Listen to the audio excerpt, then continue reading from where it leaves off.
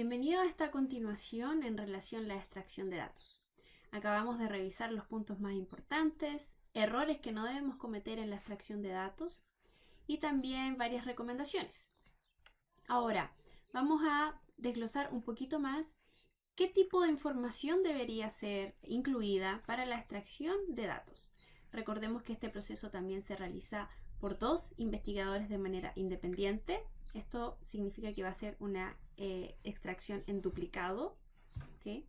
E independiente, lo que dará mayor validez a todo el proceso. Dentro de las informaciones que se sugieren extraer para una revisión sistemática que incluye estudios clínicos controlados randomizados, generalmente primero una identificación completa del estudio, del revisor y la citación, además de detalles de contacto.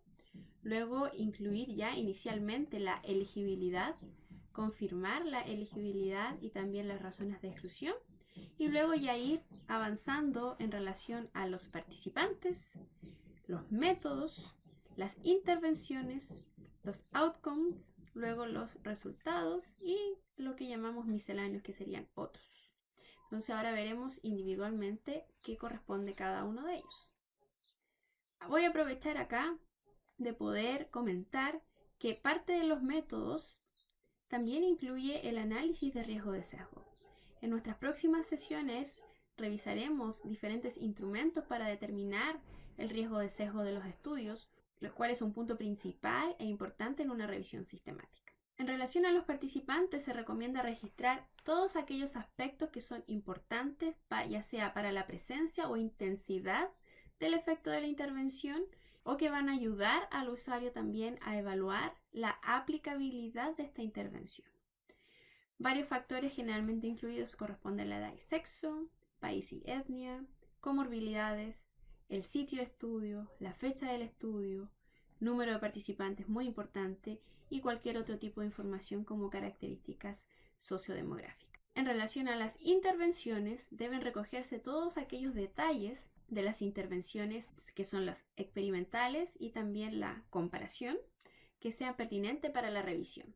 Se recomienda incluir, como hemos dicho, rutas de acceso, ya sea vía oral, intravenosa o una técnica quirúrgica, la dosis, especificar también la cantidad o intensidad del tratamiento, si existe una frecuencia, duración del tratamiento, seguimiento o follow-up, métodos de valoración, cómo se evaluó, la unidad de medida, si es que corresponde, y también número de participantes por grupo. Esto es muy importante también hacer esa diferencia, especialmente si hay distintos seguimientos, poder explicar si existe o no pérdida de participantes. En relación a las intervenciones, se requieren detalles para todos aquellos aspectos que podrían afectar la magnitud de efecto y que también podrían ayudar a los usuarios a evaluar la aplicabilidad de las intervenciones. Todas aquellas intervenciones consideradas complejas requerirán información sobre el contenido de la intervención, quién la entregó, el formato, calendario de entrega, todo ese tipo de detalles son relevantes. En relación a los resultados, se recomienda incluir el número de participantes asignados por grupo y también se recomienda a los autores recopilar toda aquella información relacionada con los resultados de interés que están preespecificados para la revisión. Entonces, en relación a los resultados, es necesario siempre incluir el número de participantes a cada grupo y, por supuesto, recopilar toda aquella información de interés de todos los outcomes que nosotros seleccionamos que fueron preespecificados, ya sea outcome primarios y outcomes alternativos. Para cada outcome de interés se debe incluir el tamaño de la muestra, los participantes, especialmente si hay participantes perdidos, y todos aquellos datos de resumen de cada grupo de intervención. Estos resultados o datos de resumen, idealmente numéricos, cuando es posible se debe incluir la unidad de medida. Esta unidad de medida puede ser a través de un dato dicotómico, por ejemplo, el número de eventos por grupo, sanos, enfermos, o con esta exposición, sin exposición. Entonces, ese tipo de información se considera un dato dicotómico. Por otro lado, existen también los datos continuos, que generalmente se puede ejemplificar con el promedio y desviación estándar.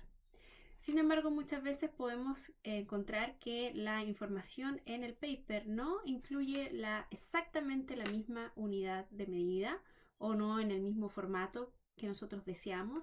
Por ejemplo, en vez de número de eventos o número de personas, se puede describir los datos en porcentajes. Por ejemplo, si tenemos el n total, es posible transformar porcentaje a número de eventos brutos. En vez de un promedio y desviación estándar, cuando se nos da la media o promedio y el error estándar, o la diferencia de media y valor en P, o las medianas y el rango intercuartil. Entonces puede haber una variación. Se recomienda realizar esta transformación.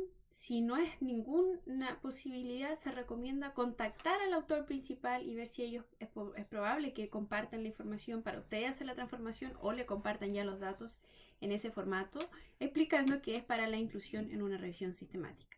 Por lo tanto, usted siempre que tenga datos faltantes debería contactar al autor principal para poder idealmente incorporar esa información dentro de su revisión sistemática. También podemos encontrar que los datos pueden estar separados por subgrupos, por ejemplo, niños y adultos, hombre y mujer. ¿Okay? Pueden estar también todos agrupados sin esta división y usted tendría que desagruparlos. Pueden también existir tantos faltantes, que también es importante poder contactar a los autores en ese caso, o de lo contrario, describir que existen datos faltantes en la parte de la discusión y en los resultados. También es posible que sus datos presenten distintos periodos de seguimiento, lo cual también se debe incluir en esta ficha de extracción de datos y luego en la tabla. Y si fuese metaanálisis también, realizar comparaciones en los mismos puntos de seguimiento. Y puede también observar que datos basales pueden diferir de los datos evaluados. No comprenden el mismo número, fue evaluado de una forma distinta. Entonces existen posibilidades que no todo es perfecto, ideal como nosotros quisiéramos para poder hacer nuestro análisis, pero siempre se debe intentar recabar la información lo más completamente posible y recuerde que siempre existe la posibilidad de contactar al autor de ese estudio primario que usted está utilizando para su revisión sistemática. Finalmente, los misceláneos o otros. Es siempre importante poder declarar las fuentes de financiamiento que podría o no estar asociada a un conflicto de intereses. Cualquier tipo de otra información adicional en relación a los autores. También se puede acá hacer referencia a otros estudios relevantes dentro de la ficha de datos y algún otro comentario que los autores de la revisión, los revisores, puedan completar en esta ficha.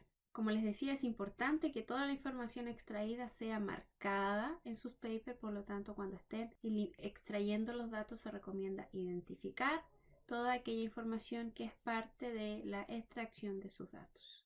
Finalmente, los 3 recordatorios del proceso de extracción de datos. Antes de iniciar el proceso, debe tener en cuenta la cantidad de información que desea recopilar, pues los datos excesivos pueden hacer que esta revisión sea muy larga y hace que sea un trabajo tedioso.